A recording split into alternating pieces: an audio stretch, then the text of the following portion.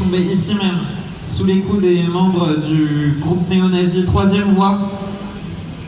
Militant à l'Action antifasciste Paris-Banlieue, Clément était aussi à Solidaire étudiante, dans le syndicat de l'Institut d'études politiques où il étudiait.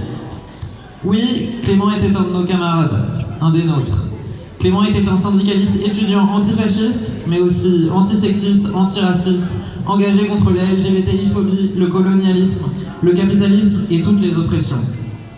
Un de ceux qui sont certains que ce ne sera que par notre nombre, notre masse et nos luttes que nous l'emporterons sur la bête immonde.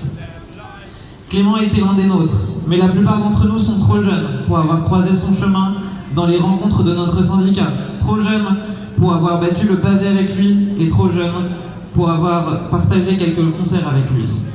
Ce qui nous lie encore aujourd'hui, c'est un engagement à combattre la parole réactionnaire et fasciste partout, tout le temps. C'est un engagement incessant que nous n'oublierons pas et que nous ne pouvons nous permettre d'oublier. Clément vit et vivra toujours dans la lutte.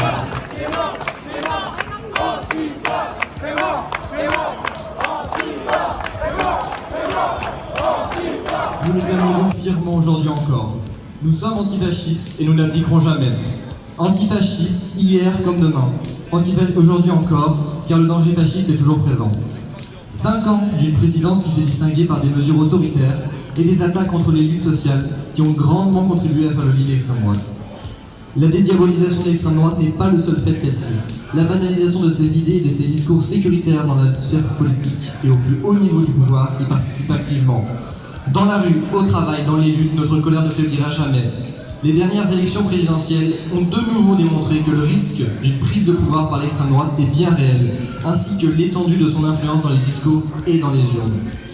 L'extrême droite s'installe aujourd'hui jusque dans nos facs et dans nos écoles, avec une réponse insuffisante et parfois même une participation active des acteurs politiques.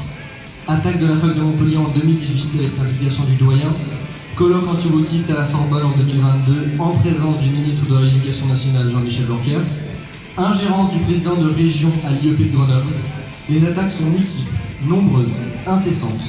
Malgré tout, notre militantisme ne faiblira jamais.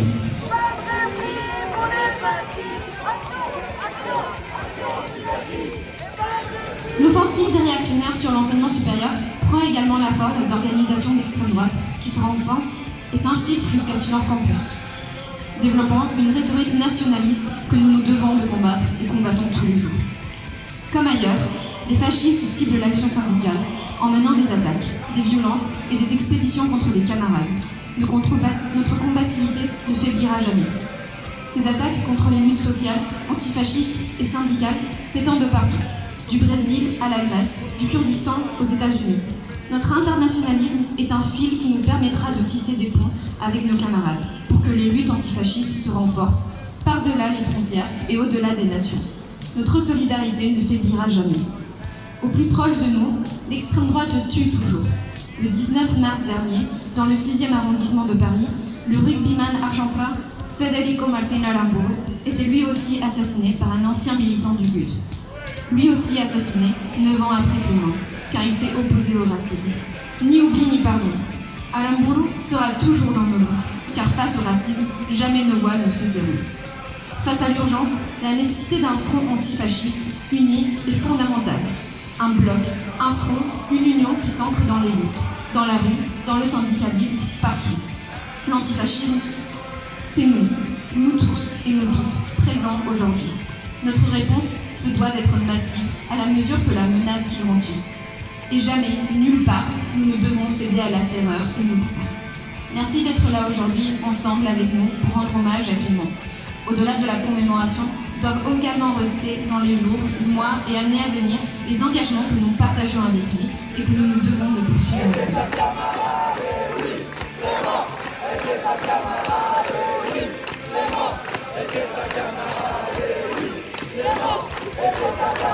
La plupart d'entre nous n'étions pas encore là en 2013. Oui. Clément Méric n'est plus là aujourd'hui, mais Clément vit toujours par l'intermédiaire des camarades qui l'ont connu, ainsi qu'à travers ses combats. Notre mouvement et nos organisations feront donc vivre la mémoire de Clément par nos luttes et par ses combats aussi longtemps que nécessaire. Clément n'est plus là, mais Clément vit toujours dans nos champs. Car oui, Clément est un camarade. Clément n'est plus là, mais Clément vit toujours dans la mémoire. Ni oubli ni pardon. Jamais nous n'oublierons celles et ceux d'entre nous que l'extrême droite a tués. Jamais nous n'oublierons qui est l'ennemi que nous combattons. Et jamais, enfin, nous ne cesserons de lutter contre le fascisme et tous ses partisans. Clément Méric n'est plus là, mais Clément vivra toujours dans nos luttes, car toujours nous préférerons des nuits d'orage, une vie de lutte, plutôt qu'une nuit de silence.